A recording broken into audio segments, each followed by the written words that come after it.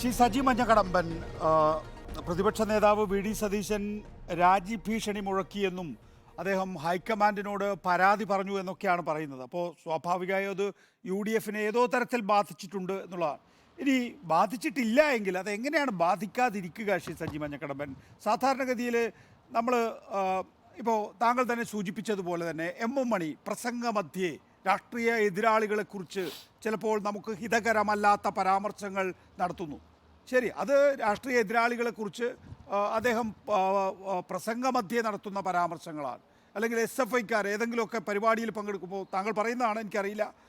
ഇതാണോ? ഇത് പ്രതിപക്ഷ നേതാവിനെയാണ് വിളിക്കുന്നത്, തൻ്റെ സഹപ്രവർത്തകനെയാണ് വിളിക്കുന്നത്. അതെങ്ങനെയാണ് ഒരു പ്രശ്നമല്ലാതാവുന്നത്?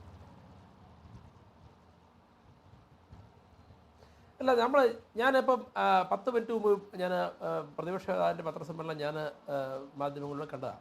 അദ്ദേഹം പറഞ്ഞത് അദ്ദേഹം ഒരിക്കലും AICCക്ക് പരാതി കൊടുത്തിട്ടുണ്ടെന്നോ അല്ലെങ്കിൽ ഹൈക്കമാൻഡിന് പരാതി കൊടുത്തിട്ടുണ്ടെന്നോ അദ്ദേഹം രാജിവെക്കുമെന്നോ ഒരു കാര്യം അദ്ദേഹം പറഞ്ഞായിട്ട് ഞാൻ കേട്ടിട്ടില്ല.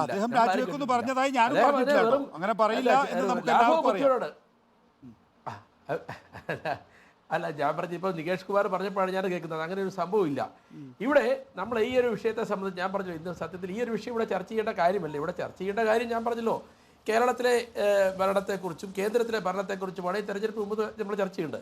അല്ല, എൻ്റെ പ്രിയ സുഹൃത്ത് CPMൻ്റെ പ്രതിയായ PPP മുസ്തഫ അദ്ദേഹം വളരെയേറെ കാര്യങ്ങൾ പറഞ്ഞു. ഇവിടെ സുധാകരൻ പറഞ്ഞ കാര്യങ്ങളെല്ലാം നിങ്ങൾ അഡ്മിറ്റ് ചെയ്യുന്നു ചോദിച്ചു. ഞാൻ പറഞ്ഞു ഇതല്ലല്ലോ, ഇവിടെ എന്തെല്ലാം കാര്യങ്ങൾ CPM നേതാക്കന്മാർ ഇതിനു മുമ്പ് പറഞ്ഞു. ഇപ്പം നമ്മൾ കണ്ടല്ലോ, നമ്മുടെ ബഹുമാനപ്പെട്ട ഇവിടെ ആരാ ചന്ദ്രശേഖരനെ കൊലപ്പെടുത്തിയ വിഷയത്തിൽ അവിടുത്തെ ഇടതുപക്ഷത്തിൻ്റെ CPMമാർക്ക് ബന്ധമില്ല എന്ന് പറഞ്ഞിട്ടും അതിൻ്റെ പ്രതികളെ വീണ്ടും കോടതി 2 പേരെ കൂടി ശിക്ഷിച്ച സാഹചര്യം. ചന്ദ്രശേഖരനെ കൊല്ലുന്നതിന് മുമ്പ് ഇവിടെ CPMൻ്റെ നേതാവ് പ്രസംഗിച്ചത് എന്താ?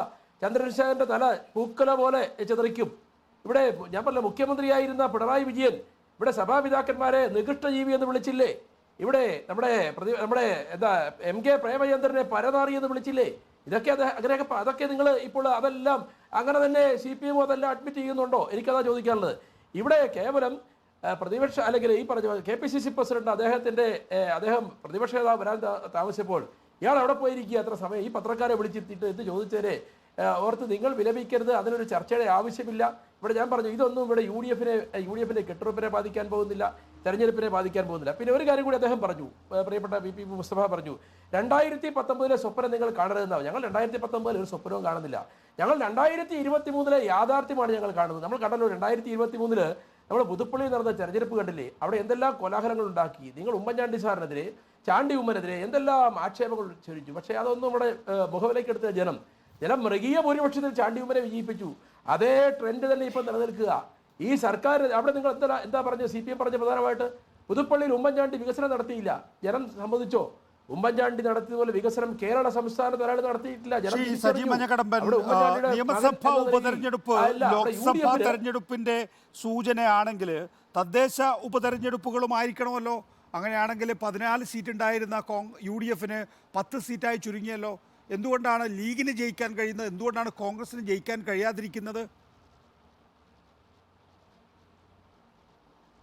തദ്ദേശ സ്വയംഭരണ തെരഞ്ഞെടുപ്പൊക്കെ നമുക്കറിയാം. അതൊക്കെ സ്ഥാനാർത്ഥിയെ അനുസരിച്ചിരിക്കും, പ്രാദേശികമായ ചില ഘടകങ്ങൾ അനുസരിച്ചായിരിക്കും തദ്ദേശ സ്വയംഭരണ സ്ഥാപനങ്ങളിലെ തെരഞ്ഞെടുപ്പ്. തദ്ദേശ സ്വയംഭരണ സ്ഥാപനങ്ങളിലെ തെരഞ്ഞെടുപ്പും അസംബ്ലി തെരഞ്ഞെടുപ്പും പാർലമെന്റ് തെരഞ്ഞെടുപ്പും തമ്മിൽ യാതൊരു ബന്ധവുമില്ല എന്നാണ് നിങ്ങൾ പറയുന്നതെങ്കിൽ യാതൊരു ബന്ധവുമില്ല. പ്രത്യേകിച്ച് തദ്ദേശ സ്വയംഭരണ സ്ഥാപനങ്ങളിലെ തെരഞ്ഞെടുപ്പും അസംബ്ലി തെരഞ്ഞെടുപ്പും പാർലമെന്റ് തെരഞ്ഞെടുപ്പും മൂന്നാണ്. ഇവിടെ പാർലമെന്റ് തെരഞ്ഞെടുപ്പിൽ എന്താ? ഇവിടെ രാഹുൽ ഗാന്ധി ഇന്ത്യയുടെ പ്രധാനമന്ത്രിയാകണമെന്ന് കേരളത്തിലെ ജനങ്ങൾ ആഗ്രഹിക്കുന്നുണ്ട്. അതുകൊണ്ട് രാഹുൽ ഗാന്ധിക്ക് വേണ്ടി കൈപൊക്കുന്ന ആളുകൾ, അതുകൊണ്ട് രാഹുൽ ഗാന്ധിക്ക് ഒപ്പം നിൽക്കുന്ന ആളുകൾ ഉണ്ടാവണമെന്ന് കേരളത്തിലെ ജനങ്ങൾ ആഗ്രഹിക്കുന്നുണ്ട്. അതുകൊണ്ട് തന്നെയാണ് ഞങ്ങൾ പറഞ്ഞത് 20 സീറ്റിൽ ഇവിടെ ഐക്യജനാധിപത്യ മുന്നണി വിജയിക്കും. പിന്നെ ഇവിടെ CPMകാരും ഒക്കെ പറയുന്നത് ഞങ്ങൾ ഇന്ത്യ മുന്നണി തന്നെയാണ്, ഞങ്ങളും രാഹുൽ ഗാന്ധിക്ക് വേണ്ടിയാണ് കൈപൊക്കുന്നത് എന്ന് പറഞ്ഞ് വോട്ട് പിടിക്കാൻ ശ്രമിക്കുന്നുണ്ട്. പക്ഷേ അതൊന്നും വിലപ്പോകില്ല. രാഹുൽ ഗാന്ധിയെയും കോൺഗ്രസ് പാർട്ടിയെയും അല്ലെങ്കിൽ മോശമാക്കായി ചിത്രീകരിക്കുവാൻ, ഇല്ലാതാക്കുവാനാണ് ഇവിടെ CPMൻ്റെ നേതൃത്വ ശ്രമം നടക്കുന്നത്. ഇവിടെ BJP വളർന്നാലും കുഴപ്പമില്ല. പക്ഷേ കോൺഗ്രസ് പാർട്ടിയും ഐക്യജനാധിപത്യ മുന്നണിയും ഇവിടെ ഗതി പിടിക്കരുത് എന്നുള്ള ചിന്തയാണ് ഇവിടുത്തെ കേരളത്തിലെ CPMനുള്ളത്. അതൊക്കെ കേരളത്തിലെ ജനങ്ങൾ തിരിച്ചറിയും. അതുകൊണ്ട് ഞങ്ങൾക്ക് സൂചിപ്പിക്കാനുള്ളത് ഈ വിഷയങ്ങളൊന്നുമല്ല. ഞാൻ പറഞ്ഞു 7 വർഷത്തെ ഇടതുപക്ഷ ജനാധിപത്യ മുന്നണി ദുർഭരണം എന്നാണ് പറയുന്നത്.